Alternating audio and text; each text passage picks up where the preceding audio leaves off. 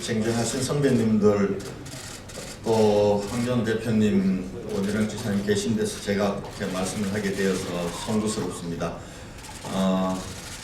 저는 중앙정치를 떠난 지 한 7년 됐습니다. 그리고 대구시장으로서 지역의 행정의 책임을 맡은 지 이제 5년이 됐습니다. 사실 중앙정치의 감은 많이 떨어졌다고 생각을 합니다.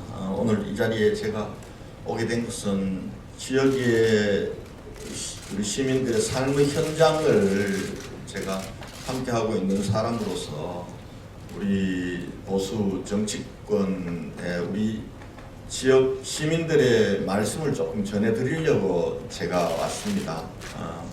사실 대한민국이 어렵다, 어려움의 정도에 대해서는 표현의 차이는 있지만 모두 다 정말 어려운 시기입니다. 어떤 분들은, 지금 기업하시는 분들은 IMF 때도 이렇게 어렵지 않았다라고 얘기합니다. 하루가 걸러서 지금 대구의 중심가에 점포들이 문을 닫고 또 업종이 계속 바뀝니다. 바뀌어봐야 또 몇 달 후가 가면은 또다시 문을 닫아야 되는 상황입니다. 청년들도 희망이 없습니다. 근데 과거에도 어려움은 있었습니다. 그러나 어려울 때 현실의 어려움보다도 이걸 극복하고 내일에겐 희망이 있다 그러면은 그 어려움은 이겨낼 수 있습니다. 그렇지 않게 되면은 사람들이 분노하고 또 자포자기하고, 저는 대한민국이 딱 그 경계선상에 지금 있는 모습들을 지역의 시민들의 삶을 보면서 느낍니다. 서울에서는 조금 덜 할지 모르겠습니다. 그래도 서울도 어렵다고 들었습니다. 제가 가끔 와서 택시 타고 이렇게 여쭤보면은. 근데 서울이 기침하면은 지방은 독감 걸립니다. 우리나라 구조가 그렇게 되어 있습니다.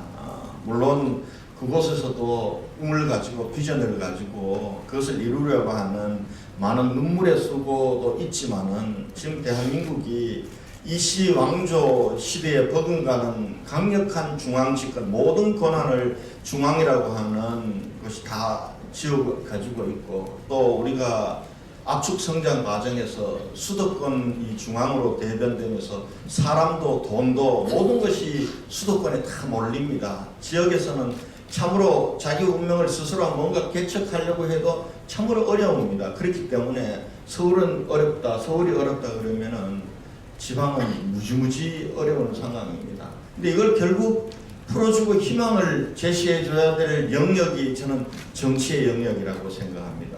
근데 지금 대한민국 정치는 우리 국민들이 보기에는 정치가 없습니다. 실종된 상태입니다. 문제 해결 능력이 하나도 없습니다. 우리 시민들이 얘기할 때는 정치인들이나 정치 지도자들이 얘기하는 국민은 수사에 불과하다고 얘기를 합니다. 비근한 예로 지금 포항 지진이 일어난 지 21개월째입니다. 1년 9개월이 지났습니다.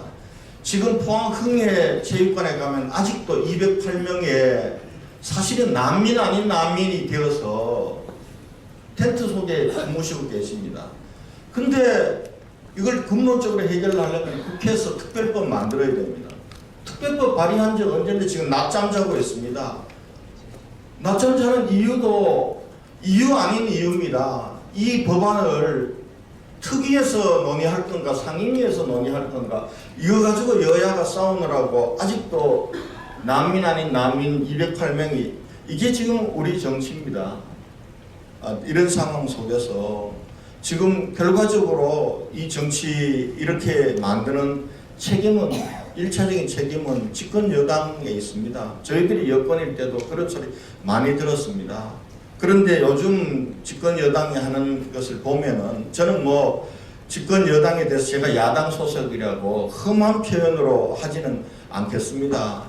그런데 과연 이 공동체 국가 미래는 생각하는지, 모든 것이 어찌 보면은 정권을 연장하고 선거에 승리하고 거기에 모든 것이 집중되어 있다는 그런 의구심을 버릴 수가 없습니다.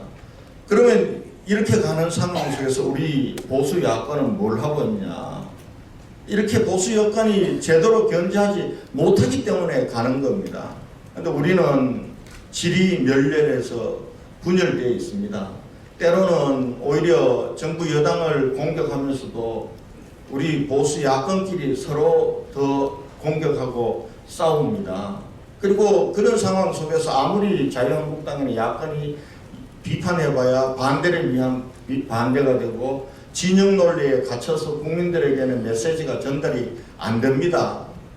이런 현상에서 저는 오늘 사실은 우리 자유와 공화가 결과적으로는 좀 대한민국 정치의 축을 새롭게 만들어야 된다. 특히 그러려면은 여권 비판하기 이전에 보수 야권이 하나로 가야 된다. 이렇게 이 목소리를 이런 뜻들을 하나 모으고 실천하기 위해서 이 자리들이 저는 만들었다 생각을 합니다. 흔히 사람들이 그럽니다. 제가 자유한국당 소속의 몇몇 국회의원들 만나서 들어보면 내년 국회의원 선거에 굉장히 낙관합니다.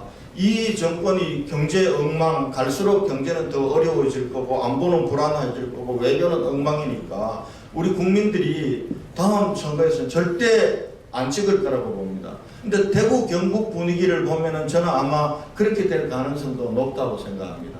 그러나 수도권의 민심들 저한테 저는 많은 분들이 제가 노원을 국회의원 출신이기 때문에 노원구에서 많은 사람들이 답답해서 전에 인연을 맺었던 분들이 전화를 합니다. 이 정권도 민주당도 정말 싫다는 겁니다. 너무 분노한다는 겁니다. 그런데 자유한국당을 보면은 더 밉다는 겁니다. 이런 얘기를 합니다. 저는 대구, 경북, 영남을 보면서 착시 현상을 일으키면 안 된다고 봅니다. 대구, 경북, 부울경 다 합쳐봐야 65석밖에 안 됩니다. 거기 완성을 해도 거의 가반 정도의 의석이 있는 서울 수도권 이쪽에서 지면은 내년에 어차피 지는 겁니다. 이런 상황이기 때문에 제가 서울 수도권에서 국회의원 선거 3번 치러서 2번 떨어졌습니다. 첫 번째 탄핵풍 속에서 2004년도 떨어졌을 때 한 2,000표 떨어졌습니다. 그리고 2012년 선거 질 때는 한 1,800표 졌습니다. 제가 이길 때 5.4% 차이로 이겼습니다. 이 서울 수도권 선거란 게 그런 선거입니다. 그런데도 이렇게 야권이 분열돼서 내년에는 이 정권이 못하기 때문에 이길 수 있다고요. 천만의 말씀입니다. 저는 그렇게 보지 않습니다. 그렇기 때문에 지금 보수가 나아가야 될 길 많이 고쳐야 됩니다. 보수 야권이 많이 고쳐야 됩니다. 그러나 그래서 어찌 보면은 혁신이 중요합니다. 그러나 지금 혁신 경쟁 그동안 바른당 만들어지고 새누리당 시절에 혁신 경쟁한다고 했습니다. 국민들이 웃었습니다. 자기들끼리 싸우는 거지 그게 무슨 혁신 경쟁이냐고. 그런데 서로 혁신 경쟁한다고 했습니다. 혁신 됐습니까? 국민들의 지지는 넓어졌습니까?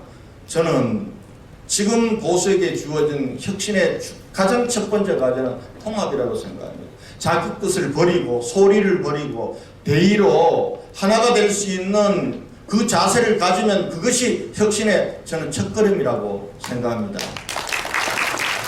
그래서 성통합 후 혁신으로 가야 된다.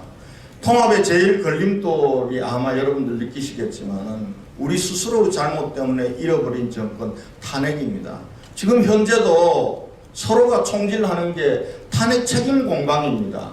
솔직히 말씀드리면은 이 시대 보수 정치인들 중에서 벼슬 하는 사람, 저처럼 광역단체장 하거나 국회의원 하거나 이런 사람들이 이쪽 저쪽 당에 있습니다만은 탄핵에 책임 없는 분들이 있습니까? 다 탄핵에 책임이 있습니다.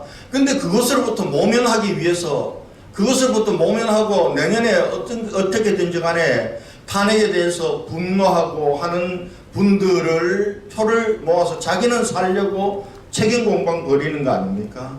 저는 통합의 제일 걸림돌이 아마 탄핵에 대한 책임 문제라고 생각합니다. 이 문제는 지금 규명될 수 없는 문제입니다. 탄핵을 주도했던 사람들이 정권을 잡고 있고 탄핵에 둘러리 쓰면서 숟가락 얹어줬던 사람들은 야권에 있습니다. 어떻게 야권에서 탄핵 문제와 관련해서 정확히 규명할 수 있다고 생각하겠습니다. 저는 성통합의 길 속에서 탄핵 책임 공방은 일단은 중지해야 된다고 봅니다. 역사의 평가에 맡겨야 됩니다. 저는 그렇게 해야만 통합이 가능하다라고 생각합니다. 그 이후에 통합하면 되느냐라고 묻습니다. 통합만 해서는 안 됩니다. 혁신의 길을 가야 됩니다. 근데 보수가 지금 보수라고 말씀하시는 분들이 대체로 얘기하는 거 보면 보수가 뭐냐고 물으면 자유민주주의, 그 다음에 시장경제, 법치 이 정도 말씀하십니다. 근데 이렇게 가지고는 국민들의 설득력이 없습니다. 지금 뭐 반대편에 있는 사람들이 공개적으로 사회주의 하겠다고 하고 공산주의 하겠다고 하고 나는 법치를 부정한다고 얘기 안 합니다. 오히려 보수를 적폐로 몰면서 오히려 법치 얘기를 합니다. 저는 우리가 잃어버린 가치가 있습니다. 지금 보수의 가치 중에서 우리가 보수의 가치 외연을 확장하지 않으면 절대 보수 지지층의 외연도 확장이 되지 않습니다. 자유민주주의, 시장경제, 법치에 더해서 우리의 보수의 가치였지만 잃어버린, 그래서 우리가 수국 꼴통이고 그리고 기득권 세력이고 이렇게 몰렸던 가치들, 인권의 가치, 우리의 가치입니다. 평화의 가치, 우리의 가치입니다. 사실은 좌파들은 좌파 독재의 가치입니다. 인권의 가치가 없습니다. 그러니까 지금 좌파라고 하는 사람들은 북한의 인권 문제를 한마디로 얘기하지 않지 않습니까? 평화의 가치, 우리의 가치입니다. 우리가 언제 전쟁의 가치입니다. 오히려 좌파들이 자기들이 권력을 잡기 위해서 혁명하기 위해서는 폭력도 전쟁도 그 다 수단화한 겁니다. 보수의 가치가 평화의 가치입니다. 근데 우리는 평화의 가치를 얘기하지 않습니다. 자치와 분권의 가치 굉장히 중요한 가치입니다. 지금 자치와 분권의 가치 선진국들이 그래도 중앙정치가 흔들릴 때 그리고 중앙경제가 어려울 때 지키는 것은 지방입니다. 자치분권이 잘 돼 있는 나라는 선진국으로 가는 겁니다. 대한민국처럼 자치분권이 이렇게 낮은 수준으로 우리는 더 큰 대한민국으로 갈 수 없습니다. 분권의 가치를 자꾸 내각제로 해서 대통령의 권력을 분산시키는 거라고만 생각합니다. 그러나 그보다 중요한 국가 경영의 틀을 강력한 중앙 집권적인 경영 틀에서 지방 분권과 자치로 그렇게 바꾸는 것이 저는 훨씬 더 우리 미래를 위한 분권이라고 생각합니다. 그런데 이런 자치 분권에 대해서 자유한국당과 보수가 경쟁합니까? 그 가치도 우리가 빼앗기고 있습니다. 이렇게 가야 우리가 과거 지향적인 보수 그리고 닫힌 보수가 아니라 열린 보수로 저는 갈 수 있다고 생각합니다. 그런 가치는 마지막으로 행태입니다. 우리 보수 정치인들을 보면서 국민들이 실망하는 것은 그분들의 철학을 가지고 실망을 안 합니다. 행태를 가지고 실망을 하는 겁니다. 우리 보수 정치인들 자유한국당에서 그렇고 다른 당은 마찬가지입니다. 정치를 또 다른 출세의 수단으로 생각하는 사람들이 너무 많습니다. 그래도 저도 부족하게 정치를 시작했고 여기 왔습니다. 최소한의 소명의식과 사명감은 있어야 됩니다. 당이 망해가고 있고 그리고 정말 국민들은 아우성이라고 하는데 우리가 투쟁하는 방식, 저는 무슨 5시간 릴레이 단식한다 그럴 때 기절한 줄 알았습니다. 그리고 작은 자리 놓고 당은 너무나 어려운데 국민들은 보수 국민들은 어려운데 작은 자리 하나 놓고 그거 아기다툼하느라고 거기에 국민들은 실망하는 겁니다. 그런 부분들로 행태적 보수의 개혁에는 저는 이 부분들로 나가야 된다고 생각합니다. 마지막으로 내년 얘기 좀 하겠습니다. 내년에 얘기 좀 하겠습니다. 제가 새벽 기차 타고 멀리서 왔습니다. 제가 대구시장이 여기 서는 게 그렇게 쉽지 않은 사람입니다. 네네. 1분만. 1분만 더 하겠습니다. 요즘 대구에도 우리 보수 쪽에 이런저런 분들이 출마설이 나옵니다. 근데 그렇게 하면 안 됩니다. 보수의 지도자들, 지금 보수가 다시 살아내기 위해서는 지도자들이 자기 희생적인 것, 헌신, 이게 없으면 안 됩니다. 정말 내인별유가 있고 할 만큼 하신 분들은 총대 메고 좀 수도권에 나오셔야죠. 난 황 대표가 어떤 선택을 하실지는 모르지만 저는 그래도 자유한국당의 대표로 계시기 때문에 보수의 간판입니다. 황 대표의 헌신과 희생이 저는 보수의 미래를 좌우할 거라고 봅니다. 그런 희생적인 결단, 헌신적인 결단, 이것이 저는 보수 지도자들에게서는 필요하다고 생각합니다. 그럴 때 국민들은 이제 마음을 보수에 잃었던 멀리 갔던 국민들은 다시 돌아오게 될 겁니다. 저는 그 시절이 왔으면 좋습니다. 비록 지방에 행정을 책임지고 있는 사람이긴 하지만 그런 길 속에서 제가 할 수 있는 최선의 역할을 다하겠다는 말씀을 드리겠습니다. 감사합니다. 김영진 교육자격증 말씀 감사합니다.